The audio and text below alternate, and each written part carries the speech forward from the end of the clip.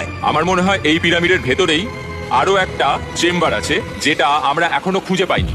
সেখানেই হয়তো রাজার বডি রাখা আছে। আমরা এই ভিডিওতে সেটা খোঁজার চেষ্টা করব, কারণ এরপরে আমরা লিটারালি এই পিরামিডের কয়েকশো ফুট নিচে যাব। আর এমনকি ভাবে পেয়েছি আনরেস্ট্রিক্টেড অ্যাক্সেস ইজিপ্টের সমস্ত পিরামিডগুলো এক্সপ্লোর করার। ও আমার গোটা জীবনে আমি এমন জিনিস দেখি। আমরা প্রাচীন ফেরাওদের সমাধিগুলোতে যাব, যেসব জায়গায় প্রবেশ করা লিগ্যাল নয়, কারণ ওই জায়গাগুলো খুবই বিপজ্জনক। এখান থেকে পড়ে গেলে কি হবে? ও আমরা নিশ্চিত মরে যাব। আমরা এমন পথ দিয়ে যাচ্ছি সেটা মিশরবিদদের মতে রাজা খুফুর সমাধির দিকে নিয়ে যায়, সেই ফেরাও যিনি সম্ভবত পিরামিড তৈরি করতে বলেছিলেন। ওয়াও! এই যে ঘরটা দেখছেন এটাকে বলে গ্র্যান্ড গ্যালারি। আমরা এখনো অব্দি এই পিরামিডের কতটা ঘুরলাম? আমার কাছে এই প্রশ্নের কোনো উত্তর এই মুহূর্তে নেই। ও উত্তরটা খুবই ভালোভাবে দিল আমাকে। এর পরের ঘরটা হলো রাজার শেষ বিশ্রাম কক্ষ। হ্যাঁ, আমাদের তো তাই মনে হয়। তাহলে চলো যাওয়া যাক।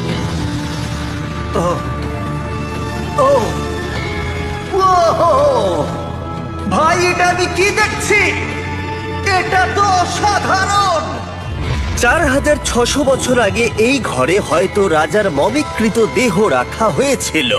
এখানেই তাহলে ফেরাওকে সমাধিস্থ করা হয়েছিল।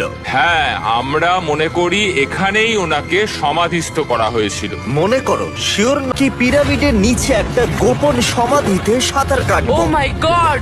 আর এইগুলো এক্সপ্লোর করার জন্য আমরা মাত্র 100 ঘন্টা পেয়েছি, আর আমরা সেটা শুরু করছি এখন থেকে। সবাই আমার সাথে চলো, বেশ মজার হবে কিন্তু। এটা কিন্তু দারুণ।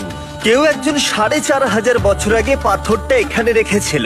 একদম, এই পিরামিডটা প্রায় 4500 বছরেরও বেশি পুরনো। আমরা যে পৃথিবীর বৃহত্তম প্রাচীন পিরামিডের সব থেকে উঁচু স্থানে যাব। এটা দারুণ! আমরা অন্য বিশাল পিরামিডগুলো ঘুরে দেখার আগে আমাদের বেস ক্যাম্পটা দেখাই চলো। হ্যাঁ, এটা দারুণ। এখানে আছে ডিনার টেবিল, ঘুমানোর জন্য টেন্ট, আর ওকে। এমনকি লাইটও লাগানো হয়েছে যাতে ক্যাম্প থেকে পিরামিডগুলো দেখা যায়। এটা হয়তো আমার দেখা সবথেকে এক্সপেন্সিভ নাইট লাইট। এই পিরামিডটা আমরা আগামীকাল